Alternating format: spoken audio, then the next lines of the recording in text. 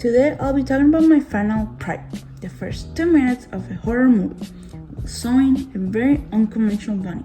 This relates to my question, as it asks, how does your product use or challenge conventions, and how does it represent social groups or issues? Well, to answer these questions, the genre of my film is very important, as every genre has different conventions.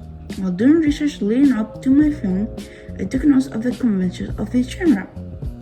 Horror, I follow many of them. My focus for this project was to create a quality, entertaining product rather than a groundbreaking one. For example, I use a lot of conventions like foreshadowing, a common convention of this genre.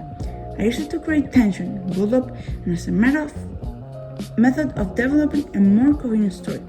As it creates tension, it scares the audience and makes them not only uncomfortable, but makes them prepare for something bad, which is my goal with my film. I also use isolation. I made my character alone and made the set an isolated remote forest. This makes my character more vulnerable, and it also heightens the stakes, making the audience more scared and invested.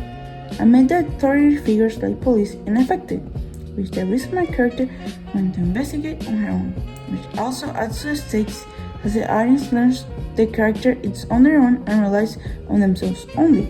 I kept the antagonist hidden to add suspense too. I also made my character common, easily relatable so my audience could position themselves in her shoes better. For the lighting, I used shadows, darkness, and contrast to create tension. I also use a lot of conventional camera tricks, like point of view shots, which makes the audience feel more immersed, and natural angles to make them feel uncomfortable.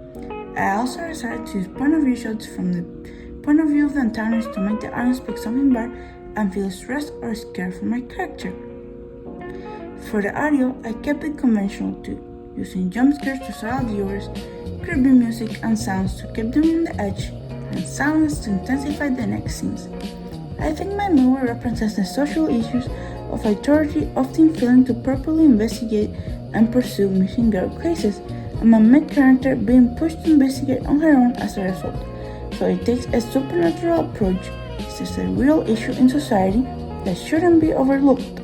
Overall, it follows conventions of the genre, but it also adds commentary in a very serious real-life issue.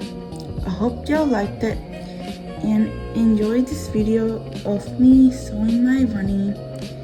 And unlike my movie, it's very unconventional.